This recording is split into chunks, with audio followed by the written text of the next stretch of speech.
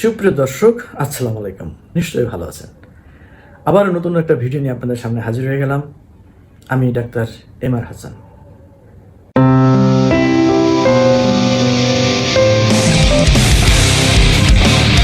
আজকের বিষয় গলায় মাছের কাঁটা। মাছের ভাতে বাঙালি। বাঙালির কাছে মাছ অত্যন্ত একটি পছন্দের খাবার। জমিও খেতে বসেছেন, এমন সময় হঠাৎ গলায় মাছের কাঁটা বিঁধে গেল। কী করবেন? লেবুর রস হালকা গরম পানি দিয়ে সেটা খেতে। আবার কেউ কেউ বলে অলিভ অয়েল একটু খেলে মাছের কাঁটা বের হয়ে যায়। আসলে কি তাই? আমি আজ হোমিও ওষুধ ব্যবহার করে কীভাবে মাছের কাঁটা বের করতে হয় সেটাই আপনাকে জানাবো। সাথে থাকুন এবং সম্পূর্ণ ভিডিও দেখুন।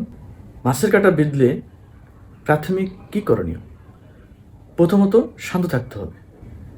কিছু নরম ভাত এবং কলা গিলে খাওয়ার চেষ্টা করুন। আয়না দিয়ে দেখুন মাছের কাঁটা কোথায় আছে। যদি নিকটস্থ কোথাও থাকে তাহলে হাত দিয়ে সেটা বের করার চেষ্টা করুন। এবার আসি হোমিও কী ওষুধ আছে। প্রথমে যে ওষুধটা আছে সেটা আছে সাইলেশিয়া 200। যদি গলায় মাছের কাঁটা বেঁধে তাহলে সাইলেশিয়া 200 ওষুধটা দিনে 2 বার আপনার খাবে 2 ফোঁটা করে, তাহলে মাছের কাঁটা দেখবেন যে নেমে গেছে। 2 থেকে 3 দিন খেলেই যথেষ্ট, এর বেশি খাওয়া লাগবে না। দর্শক, আপনাদের একটা লাইক, শেয়ার, সাবস্ক্রিপশন আমাকে নতুন নতুন ভিডিও করতে উৎসাহ যোগাবে। এবার আসি পরের ওষুধে। হিপারসালফার 200।